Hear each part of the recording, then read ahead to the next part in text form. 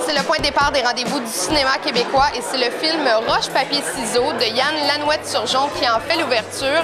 Une fable noire avec Roger Léger et Roy Dupuis. Bienvenue sur le tapis rose de Catherine.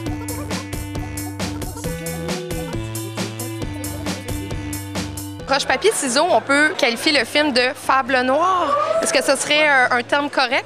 Oui, ben, c'est très bien. Nous, on ne savait pas comment le catégoriser, puis c'est ça qui nous était apparu à un certain moment donné. On a dit, ah, tiens, fable noire, c'est pas mal ça, parce qu'il y a quelque chose de ludique, il y a quelque chose de sombre avec le ton, mais il y a quelque chose de, c'est ça, il y a quelque chose de ludique dans le ton aussi. Le personnage de Vincent, c'est un médecin qui a été radié de sa profession, un chirurgien. Est-ce qu'il a fallu que tu apprennes certains trucs en chirurgie? Parce qu'il y a une scène qui est quand même assez difficile, là, qui est un peu plus technique. Ben, j'ai regardé quelques clips à la TV, ben, c'est-à-dire sur Internet. Là, comment sur ouvrir YouTube. quelqu'un? Ben, ouais, des opérations carrément. Là. Regarder la manipulation des instruments que les chirurgiens... Je savais pas qu'il y avait ça sur YouTube, des opérations. Oui, il y a pas mal. Il y a pas mal de tout, là. Il y a pas mal de tout sur YouTube. Ouais. Tu peux voir des opérations à cœur ouvert, des trucs dans le genre. Ouais. Le personnage par lequel tout s'instigue et par lequel tout se conclut, c'est vraiment le personnage de Vincent.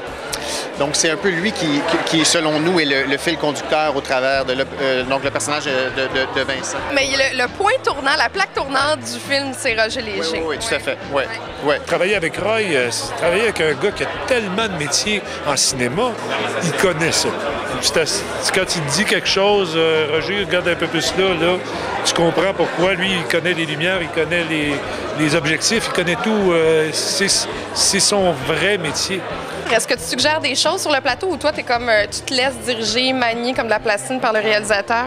Je peux être bavard, oui. Je peux. Pour moi, ça fait partie de la job, là, de dire ce qui me passe par la tête. C'est sûr que j'arrive avec un point de vue qui est particulier. Tu sais, à travers... lui, il y a une vue d'ensemble. Moi, j'arrive avec...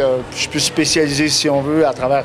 Je vois l'histoire à travers les yeux de mon personnage, donc je peux arriver avec des points de vue que lui n'avait pas vus ou je vais dire ce qui me passe par la tête au cas. Tu sais, on ne sait jamais, je peux peut-être avoir une bonne idée.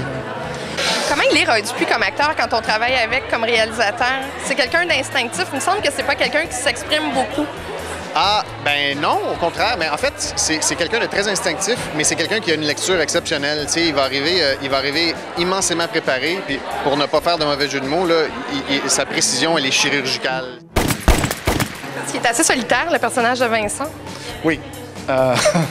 Puis il aime ça de même. Il est comme Roy. Il reste solitaire. Non, je suis pas solitaire. L'image qu'on a de Roy Dupuis, c'est ça. C'est un espèce de cow-boy sur un cheval qui parle à personne. Non, je parle à du monde.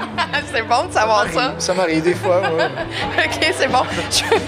Roche-Papier-Ciseaux, le film de Yann Lanouette-Turgeon prend l'affiche le 22 février. Bon cinéma.